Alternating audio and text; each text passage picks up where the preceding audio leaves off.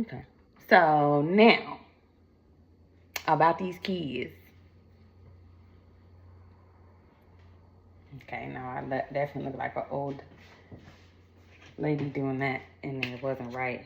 But there is one dance I did. So I was teaching this Spanish class. Loved it. Let me tell you something. Hola. Me llamo Maestra Hooper. Buenos días. ¿Cómo estás?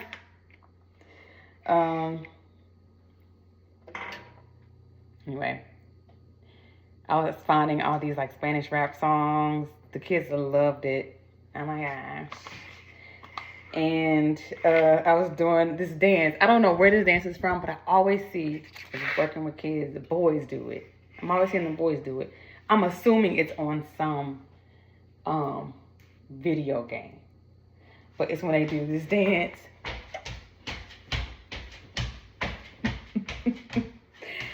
It is so funny every time I see them do it.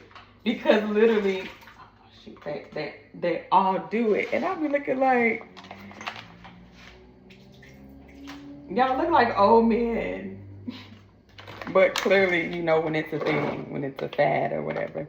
Because literally, like, and it's mainly the boys again. The girls have their different dances that they do, but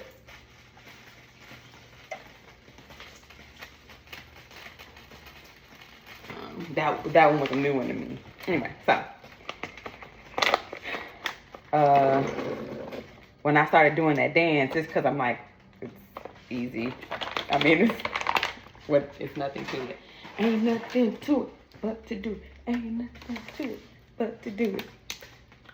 The boys in the class, oh my. They were like, hey. It's so funny. Because even doing that dance, I feel like just a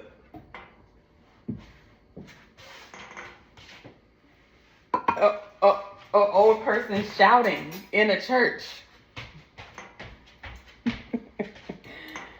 Anyway, I love it for them. But so, okay. I have a couple stories, but number one.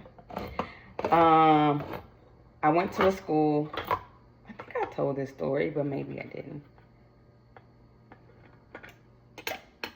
Went to a school. Yeah, I think I did. Okay, so I won't tell that one. About how I prayed about one of the classrooms that I went into. I'm going to have to look at my own videos because I don't even remember at this point. But I'll say another story I know I haven't told. So this one was a third grade class. The teacher already had them together because apparently they had been acting up all day. So when I got in there, they all had their heads down, lights off. It was quiet. And she was like, I don't know what you want to do with them, but they've been acting up all day today, and I'm fine with them just having their heads down. And I was like, all right. And I'm just saying, I've been praying more diligently when I'll go into these schools and walk into these classrooms, because God knows what these children need. God knows exactly who they are. He formed them. And I'm going to keep saying this because it needs to be understood. These are people's kids, cousins, friends, but ultimately they are God's children. They are, God formed them, made them, and has them here for a purpose. And so no matter how I feel, no matter what they say or don't do, that is true. And so I go in this class, you know, she says that. I'm like, okay.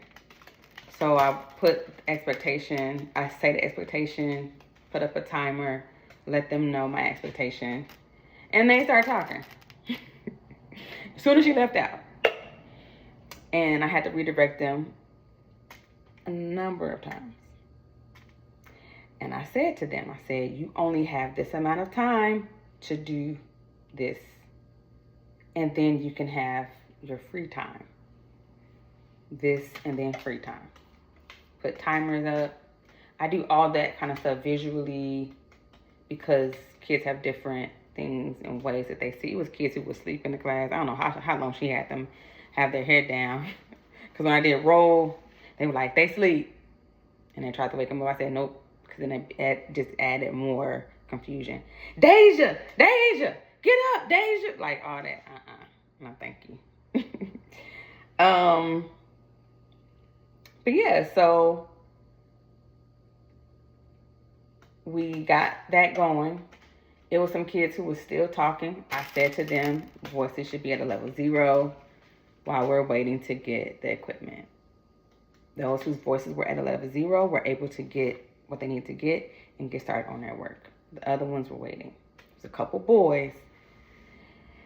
Miss Hooper, you ain't call me, Miss Hooper. Standing up, talking, whatever. I continued on. And did whatever. And so they're like, Miss Hooper. And I said, let me remind you, your voices should be at level 0. If you have a question, raise your hand. You know the expectations. Miss Hooper, you ain't. Self-control is a discipline, and we all have to learn it. I know it's hard.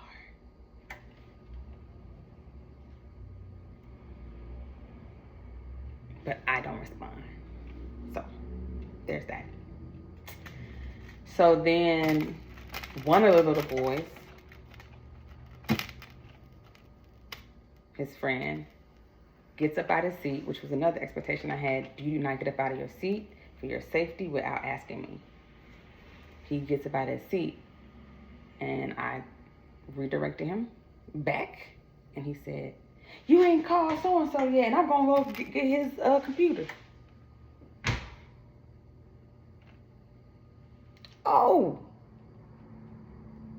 okay.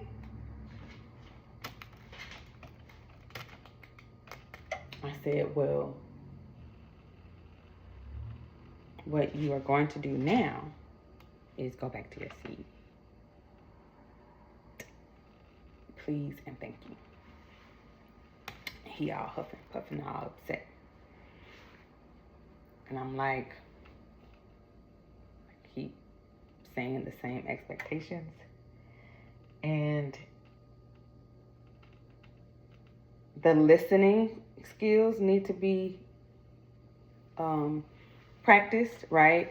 But just also just doing what I'm saying. Because then when I ask you, what did I say? And you heard me. Because the first couple of times he was saying something else that I didn't say. I was like, oh yeah, you was not at all listening. Let me tell you again. So then after that, I knew he heard me. And you just didn't want to do what I said to do.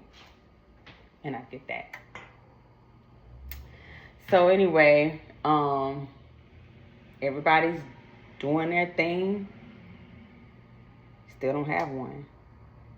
And he finally was quiet and just was mad at the table. And then right when I was about to call his name, Miss Who? And I said, I just want you to know something. I was just about to call your name. Because I was looking right at him when he turned around and started. And I was like, the reason why I haven't been calling your name is because you were not following the instructions. When you do that, I will. And so he did this thing. But then they started to realize, especially those who got their computers later, they didn't have much time for free time. And I had the timer on the board. And I'm all about adjusting and negotiating, right? So the kids were like, Miss Hooper, and they know, Miss Hooper, we get out at, let's say, 3 o'clock. We have 20 minutes left to do this work, and it's already 2:40. So we won't have time for free time. And I said, you're correct. Oh, man. And I was like, wait. Why do you think you don't have time for free time? Because you ain't called me in time. This is that.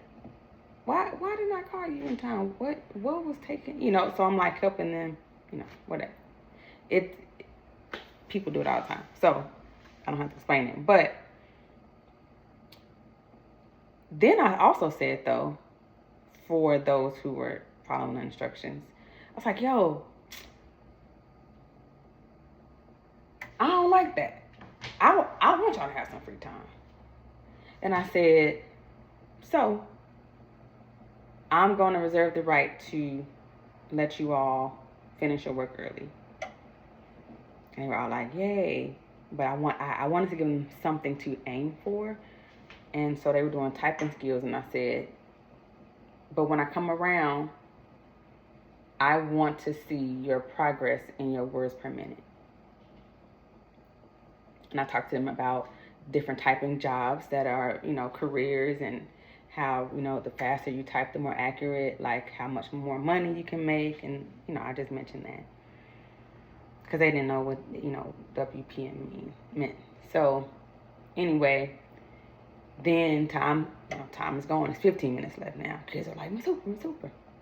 I said, again, I'm reserving the right to give you all time. I said, but I'm going to choose when that is. And I said, as a matter of fact, I'm going to come and I'm going to tap you on the shoulder and let you know individually, those who can get, And so I did that. And then and I walk around anyway. And so I saw them, and I had a rule too, no fighting games, no killing, any of that. And it was, kids on stuff that they weren't supposed to be on. Okay, then. You got extra time. Like, we're not going to do that. But to make long story short with this specifically, I have another story for some other girls in class. But the particular boy that got up and was upset with me, he had an attitude with me, a bad attitude, let me say, or ungrateful attitude, unappreciative attitude. He just wasn't happy with me because he thought he can still talk and do what he wanted to do and still receive the consequences that others got. And that was not the case. And so he's like, you ain't Hooper, you doing all that. And I'm like, you still not listening to what I'm telling you to do. And so him and a couple other guys had to still work. And time was going down. And he was just so mad. Hitting the keys, doing all that.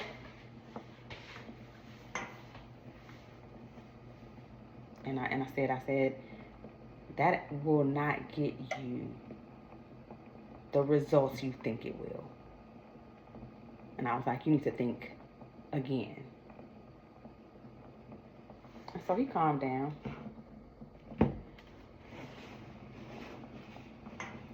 I wasn't going to say his little name, but he's a cute little boy. All of them, actually, are just so adorable. Anyway, I just want to say this part with him because I just saw that he just was really discouraged. And granted, yes, he made choices. But here's my thing, again, going back to what I said, God made them, God knows them. I want to affirm them. I want them to know who they are and know, that they are more than just their behaviors. So I went to him, and I was like, hey, I knelt down at his desk. I'm not really big about calling kids out by name out loud because I know how that can feel. And I talk to certain kids about that as well when they want to call other kids out. And I'm like, I want you to consider how that feels when you try to call somebody out for their wrong out loud in front of everybody else. And if you like that.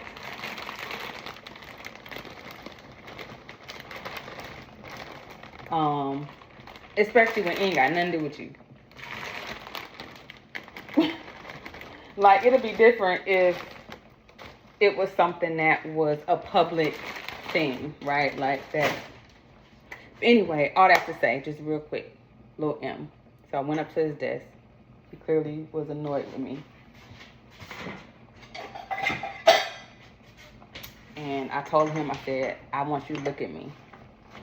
I said, just please, just look at me. I really want to tell you something. And I just let him know. I'm like, man, like, you can have your feelings. They are valid. You are not happy about the decision. And I said, also, though, I want you to think about your choices that you're making that is causing the decision to be made. And I said, do you understand that you're wrong? You know, he did this thing. You know, but then I also said, but I also want you to know that even in you not being happy about it, and I want you to feel free and know that your feelings matter, but how you express them matters as well for the rest of your life. I said, even as an adult. I said, people wanting to work with you or not wanting to work with you, wanting to help you or not wanting to help you. But then I said to him, but I want you to know that regardless of even that, you are enough, because you are. You are enough, and you're more than your feelings and the circumstance. But I want you to know that about yourself, so that you can change your attitude and your behavior, so that you can think outside of just how you feel right now and wanting to take it out on me or whoever else. I said, you are, and I don't even know, but I was just like, you are special, like you have a purpose in life. But I just really wanted him to know that it's not even just about him being in trouble with me. It is just the reality of when we make choices, there are consequences. And our attitude can help determine even how those consequences play out. And again, that's for anybody, but I wanted him specifically to hear me say this message because he's a little black boy and he seems really hyper and all these things. And I'm like, and I just know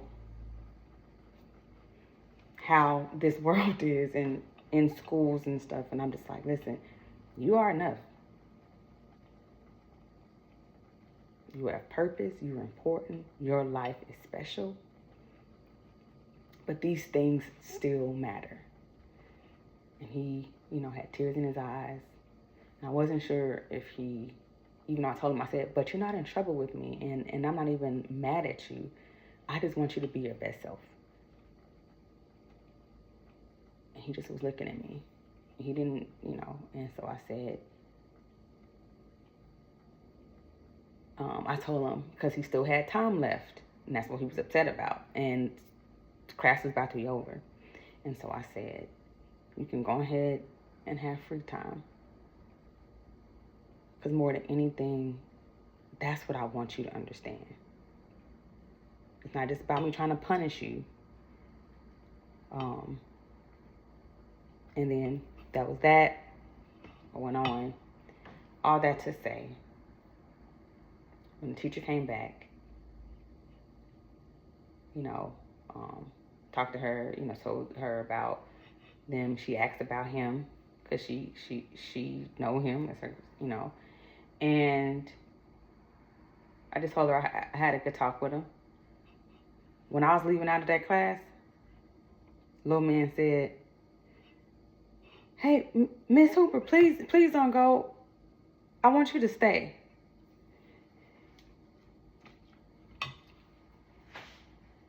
And I'm just saying that to say,